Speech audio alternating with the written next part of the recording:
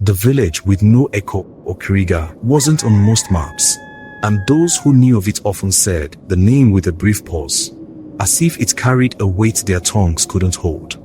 Tucked between silent hills and thick, watching forests, the village lived in a rhythm older than memory. Dusty red roads wound through broken fences and wooden houses with moss-covered roofs. Chickens moved lazily, and smoke from firewood fires curled into the sky like prayers that were never spoken. Yet, the strangest thing about Okiriga was not the way the wind never whistled, or how even the dogs refused to bark. It was the silence beneath the silence. Conversations were short, smiles were rare, and once the sun dipped behind the hills, not a single soul remained outside.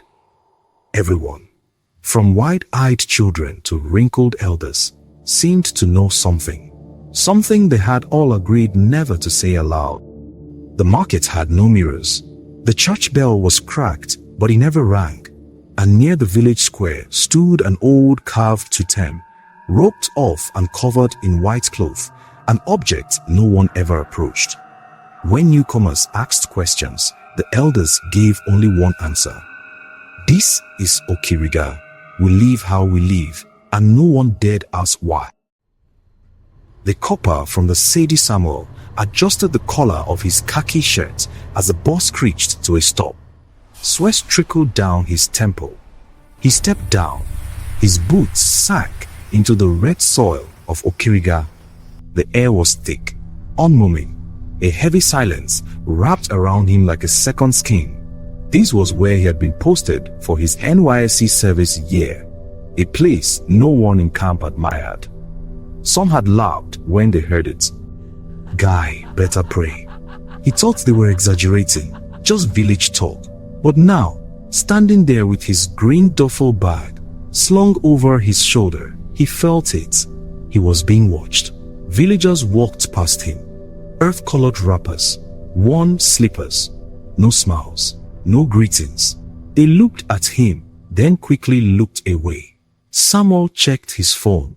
No signal, no shops, no signboards, no trace of anything modern. Only trees stood around him, whispering softly, and even that felt like too much sound. Welcome, a woman finally said. Her voice was low. Her eyes looked tired. The corp quarters is near the old shrine. Someone will show you. Old shrine? Samuel forced a nod and followed her. His footsteps echoed along the empty path, loud in the silence, like a stranger's heartbeat. He didn't know it yet, but Okiriga was not just behind in time. It had rules. Ancient rules, silent rules. And tonight, when the bell tolled at midnight, Samuel would hear it for the very first time. Samuel sat cross-legged on the low bamboo bed. The woven mat creaked softly beneath him. The room was dim, lit only by the orange glow of a kerosene lamp resting on a rusted metal stool. His dinner, pounded yam and egusi soup, thick with bush meat and bitter leaf, sat half-slished in the corner. Flies buzzed lazily above it. The taste was earthy, heavy, like food cooked slowly over firewood. He had eaten out of hunger, not comfort. Now his stomach churned, unfamiliar with village spices. The room was small and square, cracked walls, one wooden window shutter, no mirror, no fan, just his khaki bag in the corner and a dusty shelf holding old pamphlets, worn Bibles, and dried cola nuts left behind by the previous corpa. Whoever lived here before him had left in a hurry. Samuel held a novel, but he wasn't reading. His eyes kept drifting to the lantern flame. It flickered strangely, even though there was no wind. Normally, he would be on his phone, scrolling, calling friends, laughing. But here, there was no signal, no network, only silence. Then, as the clock struck 12, the bell rang. Once, twice, thrice. Then it continued. slow, heavy, hollow. Samuel froze. The wind stopped. A whistle followed, low and echoing, not wrought from one direction, but from everywhere at once. He stood up slowly, his heart pounding. What was happening? The air suddenly felt colder, and for the first time since arriving in Okiriga, the room no longer felt empty. The night of silence. Every midnight in Okiriga, the village transformed. It always began with the bell, exactly at 12 a.m. Its sound was low and heavy, rolling through the still air like a warning. No one ever spoke of who rang it. No one asked why. The bell rang and everyone obeyed. White garments were pulled over stiff bodies, passed down through generations. Lanterns were lit with trembling fingers and placed at doorposts, their glow stretching long shadows across silent compounds. Then came the whistle, slow, hollow, rising and falling as if it carried messages from somewhere unfollowed. Some prayed, some knelt, but all remained silent. Mirrors were covered, cloths, wrappers, even palm fronds. Elders said mirrors became doors at midnight, and not every door was meant to open. It was a ritual without explanation, as old as memory itself. Children learned to obey without questions. Outsiders were rarely told, and those who stayed long enough often didn't stay forever. Samuel had planned to remain inside. He shut the window, lowered the lantern, and told himself it was only tradition. But something pulled at him, a pressure in his chest. Before he could stop himself, he opened the door and stepped into the cold. The air felt thick. Figures dressed in white stood motionless, lanterns glowing like fireflies. No voices, no movement. The whistle passed again, floating low. Then he saw it. At the center of the square stood something different. It wore no white, held no lantern, and it was moving. Slowly, fear hit him like ice. Samuel staggered back, slammed his door shut, and bolted it. He did not sleep that night, and for the first time, he wondered if coming to Okiriga had been a mistake. First day at Okiriga Secondary. Samuel stepped into the school compound as the morning assembly dispersed. The sun hung low, casting long shadows across the red earth. Students walked past him barefoot, uniforms faded and torn at the seams. No greetings, only brief stares that quickly looked away. The buildings looked tired, as though they had survived too many rainy seasons. Walls cracked like old skin. Windows were broken or missing, replaced with wood or nothing at all. A large bell hung from a tree, still swaying gently from the earlier ring. The staff room was small and cramped. 3 metal chairs, one table buried under unorganized papers.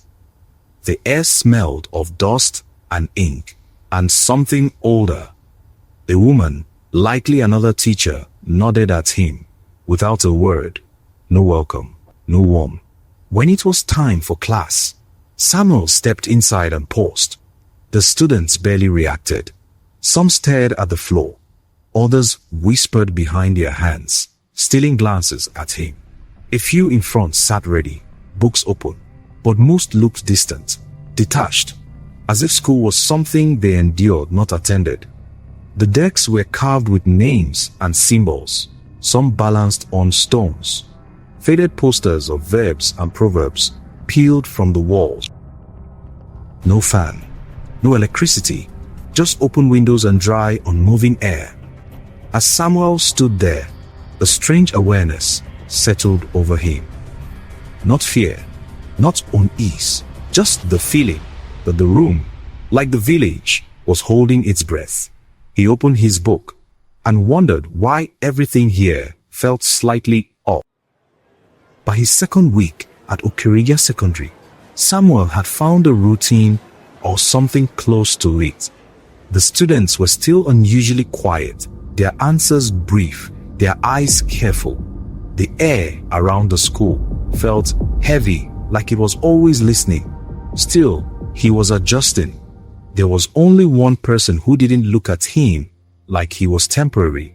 Nizades, often alone in the staff room, grading papers or lost in thought. That afternoon, Samuel found her seated by herself. "Mind if I sit?" he asked. She nodded. "You look tired." He smiled faintly. "Your students are intelligent, but they speak like they are afraid." Daisy hummed, avoiding his eyes. Samuel lowered his voice. "Has anyone told you this place is strange? I've been here days, but nothing feels normal." She finally looked at him. "What do you mean?" The villagers, the silence, and the midnight scene. Her expression changed. "You heard the bell." She continued. "The white clothes.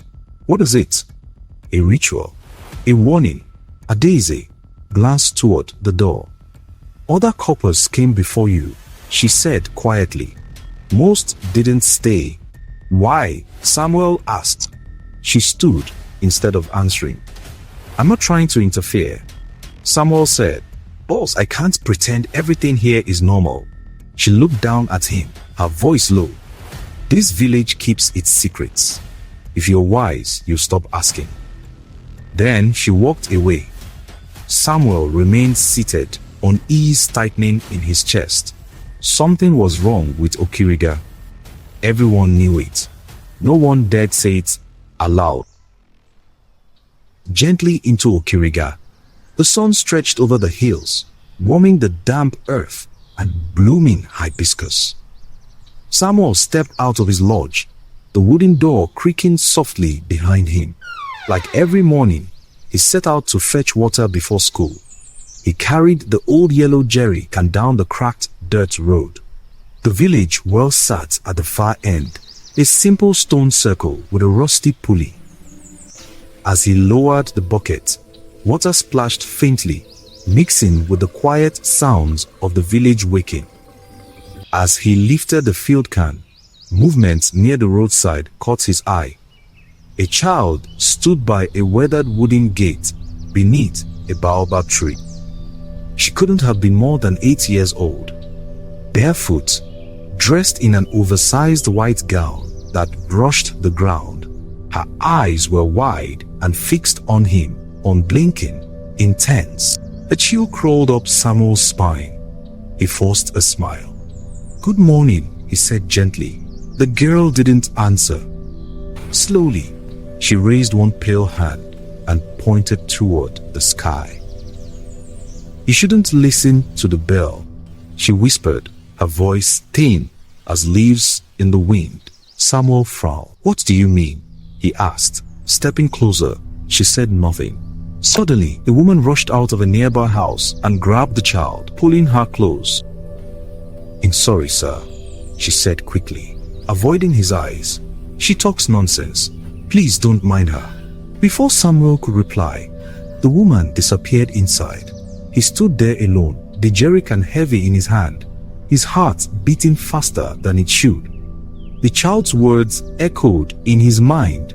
His eyes drifted toward the distant bell tower, waiting, silent, watching. Samuel wandered farther than usual. At the edges of Okiriga, where narrow paths led into farmland, everything felt quieter, older. The wind whispered through maize stalks, and crooked trees stood like tired sentinels. He only wanted fresh air, maybe a few guavas. Then the cry came. It wasn't loud, but it was sharp, raw. Samuel dropped the guava and ran. He found an old man trapped beneath a half-toppled wooden cart. One ankle twisted under a splintered wheel. A sack of yams lay spilled beside him. "Sir, are you okay?" Then Samuel lifted the cart just enough for the man to pull free. Together, they reached a mud-walled hut at the village's edge. Samuel sat him down and fetched water from a clay pot. The man washed his bruised leg and exhaled. "Thank you," he said. "Not many would stop." "I'm glad I did," Samuel replied. A silence followed. The man peeled a roasted yam and handed him a piece. Samuel hesitated, then spoke. The midnight bells, the lanterns, the white clothes. What do they mean? The man paused. He looked tired, not surprised. You've started noticing, he murmured. How can I not? Okiriga is older than it looks, the man said. The land remembers what people forget. But why the silence? Samuel asked. Why midnight? Some things are better obeyed than explained, the man whispered. Truth here is heavy. That's not an answer. The man drew a rough circle on the floor, slicing it with 3 lines. This land is cursed, he said, and our silence keeps something old asleep. The man stood. Go now. You've asked enough. He limped away, leaving Samuel staring at the ark and the fear settling in his chest. Samuel hadn't planned it, but the unease inside him refused to settle. The old man's words, the nightly ritual, the village's heavy silence. They pressed on his mind like unanswered questions. So when the bell tolled at midnight, deep, slow, ancient, Samuel didn't stay in his lodge. He picked up his lantern, pulled a hoodie, and stepped outside. Okiriga had changed again. Figures dressed in white moved through the darkness, heads bowed, lanterns glowing faintly, their footsteps slow and measured. No one spoke. No one looked at anyone. Samuel followed at a distance, his heart pounding. The path led uphill, past the mango grove, toward a massive structure no one ever talked about. The silence thickened as he climbed. Leaves crunched beneath his feet. Roots curled across the path like fingers. Then the bell rang again. Gong. He reached the clearing. The bell tower loomed before him, tall, rusted, wrapped at the base with faded red cloth. Strange symbols were painted and scratched into the ground, forming a wide ritual circle. Samuel stepped closer. Then a hand clamped onto his arm, firm. Sudden, he gasped as someone dragged him backward into the trees. Are you mad? A low voice hissed. Do you want to die? Before Samuel could turn or see who it was, the lantern slipped from his grip. The light went out. Everything went dark. The first thing Samuel noticed was the firelight. It flickered against mud walls, stretching shadows across the small hut. The second thing was the ache, deep and pounding, at the back of his head. He sat up too fast and groaned. Ethel, a soft voice said. His eyes adjusted. A young woman crouched by the hearth, feeding a small fire. Early 20s, simple clothes. But her posture was alert, her eyes sharp, like she'd not judged him. Where am I? Samuel asked. Somewhere safe. You dragged me? He asked, rubbing his neck. She nodded. You were walking towards the bell. His body stiffened. I was just curious. Curiosity gets people buried here. Silence followed. The fire crackled softly. Who are you? He asked. Adana, she said. I live near the edge of the village. You don't sound like others. I was away. For a while. A pause. But Okiriga always pulls people back. Samuel exhaled. Everyone acts like I'm mad for asking questions. She said nothing. I just want to understand. He continued. The bell, the silence, the white clothes, the mirrors, the fire pop. So I'd say some things shouldn't be questioned, Adana said. I don't believe that. A faint smile crossed her face. Then you'll be a problem. He leaned forward. Tell me. She held his gaze. They say the bell seals something, she whispered. Something ancient. Something angry. Samuel swallowed. A spirit. She shook her head. A curse. Samuel's breath caught. A curse? Adana nodded slowly. There's a story, she said. Most won't tell it. Most don't even know it anymore. Time twisted it into whispers and warnings. Then how do you know? Samuel asked, leaning forward. My grandmother told me, she replied, her voice dropping. Before she died, even she didn't know everything. Samuel waited. He didn't interrupt. What is it really? He asked us. The ritual, the silence, the lanterns. What does it mean? Adana stood and moved to the wall. With her finger, she traced a faint symbol etched into the mud. They say the bell is a seal, she said. Long ago, a child disappeared, then another, then an entire family. Samuel frowned. Healed. She shook her head. No blood, no screams. They just vanished.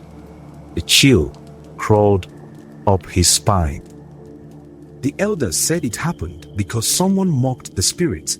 Adana continued. Mocked the silence. So they created the ritual to appease whatever answered. Samuel scoffed softly. You're saying this village lives in fear of something no one has seen? She turned sharply. People have seen things, Samuel. They just don't live long enough to talk about them. He swallowed. Then why help me? He asked. You could have left me. Adana looked away because I questioned it once too. She paused, and they buried my brother for it. The words hit hard. This has to stop now, Nad. She studied him. You're not from here, they won't listen. Maybe not now, he said, standing. But someone has to start. Adana gave a tired smile. Then be careful. In Okiriga, truth isn't just buried. It's punished. Samuel hadn't been the same since the village meeting. Most nights, he lay awake on his bamboo bed, staring at the ceiling of his dim room, listening, always listening, to the silence, to the wood creaking, to the faint wind that sounded too much like whispers. The villagers' blank faces haunted him. That moment, he asked questions, and then the air shifted. Nobody answered him. They only stared. One elder muttered, some truths are better swallowed than spoken. Another warned, outsiders don't understand weight. They provoke what they don't fear. Adana said nothing that night. She only walked him home in silence, but her eyes said enough. Days crawled by. Samuel tried to teach, but his mind drifted. His hands trembled when he wrote on the board. Every sudden sound made him flinch. He glanced at the mirror and saw a dark shape behind him. When he turned, nothing. That was enough. The village had buried something deep. A fear so old it lived in their bones, and now it had begun crawling into his. He packed at dawn. Quietly, Adana stood at his door as if she already knew. You're leaving, she said. I have to, he replied. I don't sleep anymore. I feel like I'm losing myself. She nodded. Okiriga changes people. Some stay, some never leave. And some leave, but don't return whole. As the rusted bus pulled away, Samuel looked back once more. The bell tower stood in the distance, still silent, watching. Back in the city, life felt normal again. No white clothes, no lanterns, no rituals, but the fear followed him. At night, when the world grew quiet, Okiriga still whispered.